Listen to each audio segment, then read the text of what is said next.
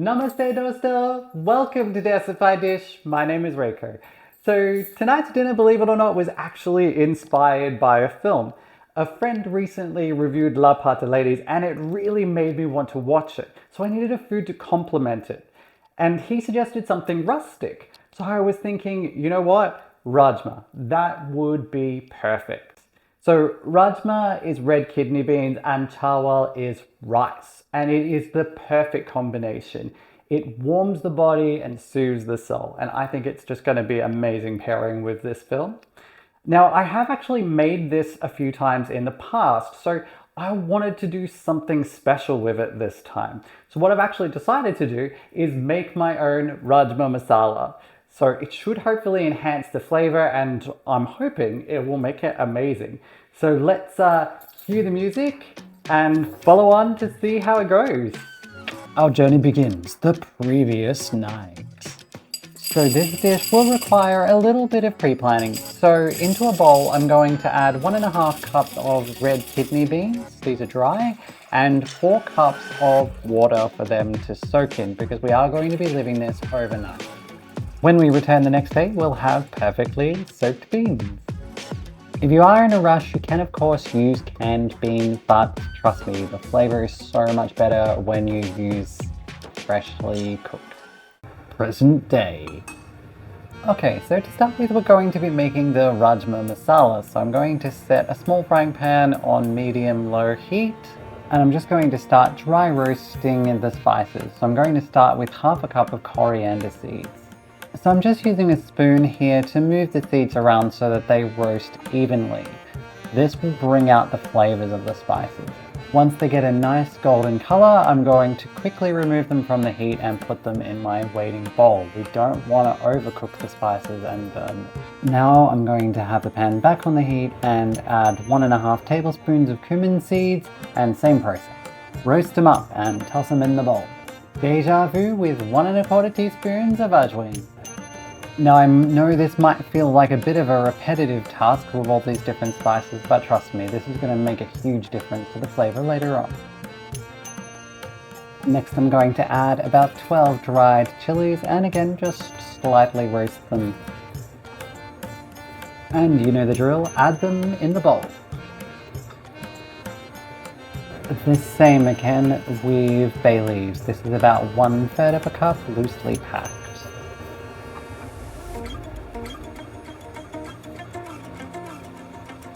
Now onto the black cardamon or Bara elaichi, we'll need 8 pods.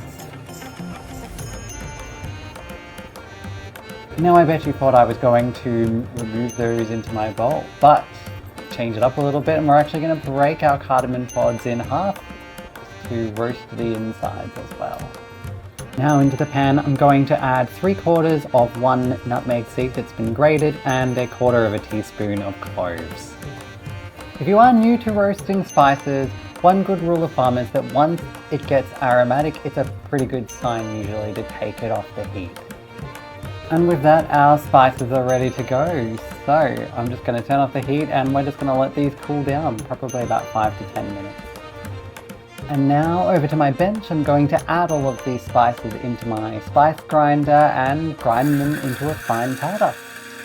If like me, and you've got quite a small spice grinder, you might need to do this in a couple of goes to get it all in there.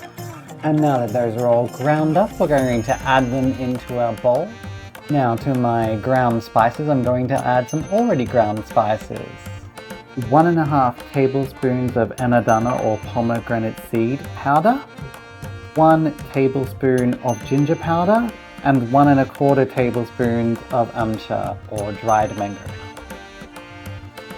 So then give it a good mix, and there we have it, Rajma Masala, homemade and full of love. So now I'm going to put 2 teaspoons aside because we're going to be using that in our Rajma for tonight, and the rest I'm going to place in a jar. In total, this made 1 cup of masala powder. Now to get the pressure on. So I'm going to add my pressure cooker to my stove and I'm going to add 3.5 cups of fresh water. And then I'm going to release my Rajma from their watery prison and put them in some more water. But this is fresh. I like it. I'll then pop on the heat to high, put on the lid and place the valve on top. Once we get to our first whistle, I'm going to reduce the heat to medium and I'm going to leave it for 15 minutes to cook. And with that last release of steam, I'm going to turn off the heat because it's been 15 minutes and I'm going to let the pressure release naturally. Now on to prepping the rest of the ingredients for the Rajma masala. So I'm going to take my 2 red onions, cut the ends off and remove the skin, and then I'm going to take my box grater and grate these finely. You want a nice finely ground onion, as this will give the Rajma masala a better texture than just cutting. Well, that looks pretty great, don't you think? I'd rather not grate my fingers in there, so these last few pieces I'm just going to chop finely with a knife.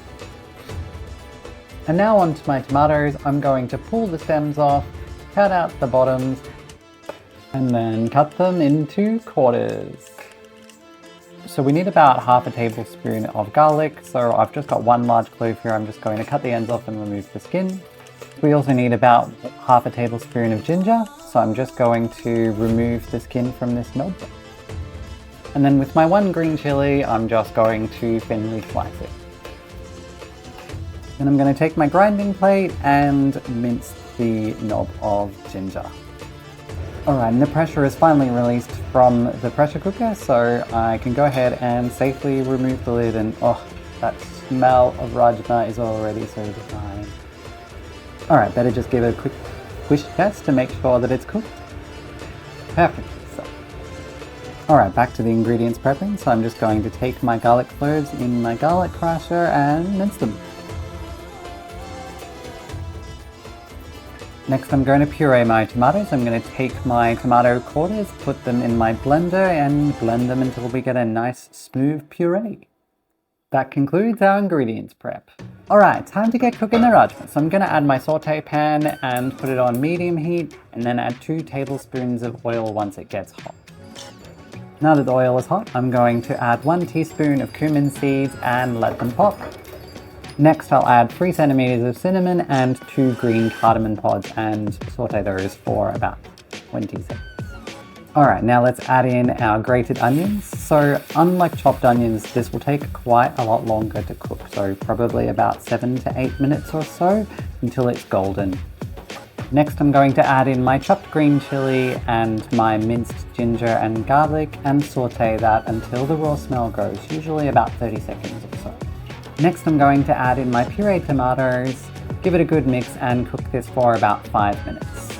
Now that the tomatoes have reduced down, I'm going to add all my ground spices. Half a teaspoon of coriander powder, half a teaspoon of turmeric powder, 1/4 teaspoon of garam masala, 1½ teaspoons of Kashmiri red chili powder, and 1½ teaspoons of salt. I'm now going to reduce the heat to medium-low and cook this for the further 10 minutes to completely remove all of the water. The oil should be oozing out of the tomato. That's how you can tell it's ready. And now it's time to bring in the Rajma. So I'm going to add in the beans as well as all the water that's left over from the cooking process. Remember to get all the beans that are caught under the lip of the pressure cooker. It's a bit of a gold mine in there. I'm now going to give it a good mix and then add 1½ cups of water and put this back onto about a medium heat until it boils, and then I'm going to turn it back down to medium-low and let it simmer for at least 20 minutes, but you can do it for 30. While that's simmering away, I'm also going to add in my Rajma masala powder, so that's the 2 teaspoons that we made earlier. Give that a good mix. While the Rajma is cooking, I better get the chawal of my Rajma Chawal going. So this is 1.5 cups, which will be just enough for 4 serves. About 10 minutes into the simmering process, I took out my potato masher and mashed some of the Rajma. This releases the starch into the gravy and will thicken it up really nicely, so give it that sort of creamy texture. I found that it was also getting a little bit thick for my liking, so I did add a little bit more water during the cooking process, so this is another ½ cup. The 20 minutes is up, so I'm going to remove the lid, and look how beautifully creamy that looks. So I'm going to add 1 tablespoon of kasturi methi or dried fenugreek leaves, as well as 2 tablespoons of coriander that's been freshly chopped. And again, just give this a good mix. Now, one last step to make the rajma just a little bit richer. I'm going to add my tadka pan to a medium heat and then add 1 tablespoon of ghee, let this melt, and then add 2.5 centimeters of julienne ginger and fry this up real good. Now, if you'll join me on the right hand side, let's go ahead and add our ginger ghee into the rajma. Listen to that sizzle. Alright, we'll give everything one last good mix and then it's ready to serve. Alright, time to plate up this delectable meal. Or should that be bowl up, given that I'm serving it in a bowl? It looks so delectable. And lastly, I'm just gonna add a few pieces of fresh coriander on the top, and I also added some fresh red chilli as well. Alright, we're back and the cooking is finally done. So I present to you Rajma Chawal. Let's give it a smell test first. Oh, it smells amazing. I can smell all the spices, the fresh coriander, the red chilies I chucked on the top, and of course you can even smell the rice. Oh, I am really looking forward to this. All right, so let's go in for a bit of a taste.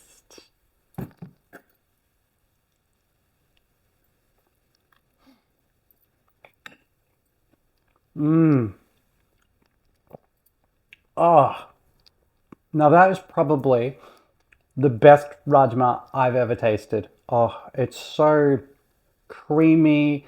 There's so many flavors that came out of that rajma masala powder that I made. Oh, I did read that it was going to be a lot better to make it yourself, and I kind of believed it. And yeah, that was on the money. That was amazing. Oh, it is so much flavor. Anyway, I've got a movie to watch. So, if you liked this video, please consider liking, and if you want to see more of what I get up to, please subscribe. Bye for now.